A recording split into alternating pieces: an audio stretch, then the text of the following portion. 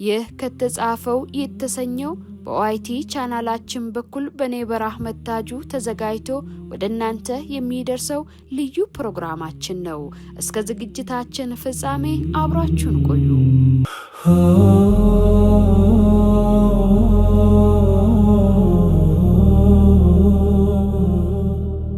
የጧይፍ ጉዞ ክፍል 20 ከተጻፈው ይጀምራል። የመከራና የጽናት ጥምረት። ባለፈው ክፍላችን ነብዩ መሐመድ ሰለላሁ ዐለይሂ ወሰለም አቡ ጣሊብና እናታችን ኸዲጃ ረዲየላሁ ዐንሃ ያጡበትን የሐዘን ዓመት ተመልክተን ነበር። ዛሬ ደግሞ ነብዩ ሰለላሁ ዐለይሂ ወሰለም በመካ የደረሰባቸውን ጫና ለመቀነስና አዲስ ጥሪ ዳዋ አድማስ ለመፈለግ ወደ ጧይፍ ያደረጉትን ጉዞ እንመለከታለን።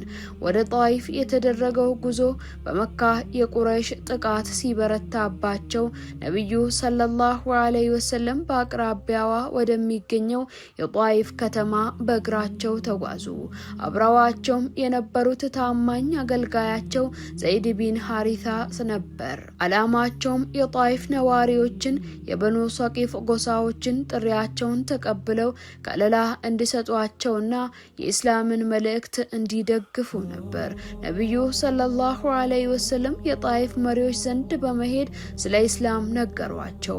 ሆኖም መሪዎቹ ጥሪውን ውድቅ ከማድረጋቸውም በላይ እጅግ ባለጌ በሆነ መንገድ መለሷቸው።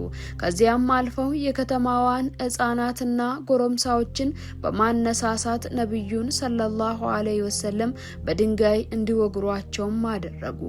ነብዩ ሰለላሁ ዐለይሂ ወሰለም በድንጋይ ተመተው እግራቸው በደም እስኪጠልቅ ድረስ ተጎዱ። ዘይድ ቢን ሐሪታ እሳቸውን ለመከላከል ሲል ራሱ ላይ ቆሰለ። ነብዩ ሰለላሁ ዐለይሂ ወሰለም ከከተማዋ ወጥተው በአንድ የአትክልት ስፍራ ጥላ ስር ሲደርሱ ነብዩ ዱዓ አደረጉ። የአላህ መልእክተኛ ከከተማዋ ወጥተው በአንድ የአትክልት ስፍራ ጥላ ስር ሲደርሱ በታላቅ ትህትናና ወደ አላህ ዱዓ አደረጉ። በዚህ ወቅት አላህ ሱብሓነሁ ወተዓላ የተራሮችን መላእክት ላከላቸው። መላእክቱም ሙሐመድ ወይ ከፈለክ እነዚህን ሁለት ተራሮች መካን ያካበቡትን አገላብጬ አጠፋቸዋለሁ አላቸው።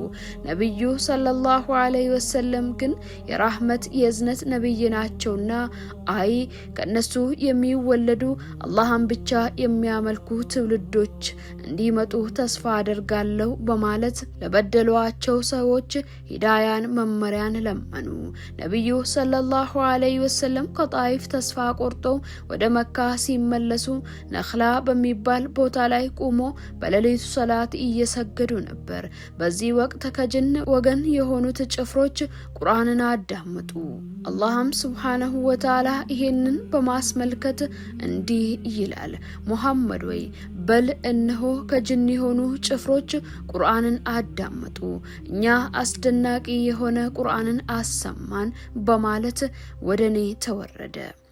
ይህ ክስተት ነብዩ ሰለላሁ ዐለይሂ ወሰለም በምድር ካሉ ሰዎች መከራ ቢደርስባቸውም የጥሪ መልእክታቸው ግን ወደ ሌሎች ፍጥረታት እየደረሰ መሆኑን የሚያሳይ ትልቅ መጽናኛ ነበር። አላህም ቀደምት ነቢያት የደረሰባቸውን መከራ በመተረክ የነብዩን ልብ ያበርታ ነበር። የጣይፍ ታሪክ ነብዩ ሰለላሁ ዐለይሂ ወሰለም ለእውነት ሲሉ የከፈሉትን መስዋዕትነትና ለበደሏቸው ሰዎች የነበራቸውን ታላቅ ትዕግስትና እዝነት ያስተምረናል። በሚቀጥለው ክፍላችን ነብዩ ሰለላሁ ዐለይሂ ወሰለም ወደ ሰማያት ከፍ ያሉበትንና ታላቅ ተአምራቶችን ያዩበትን የኢስራ ወልሚዕራጅ ታሪክ በዝርዝር እንመለከታለን። እስከዛው በሰላም ቆዩ። ወሰላሙ ዐለይኩም ወራህመቱላሂ ወበረካቱ።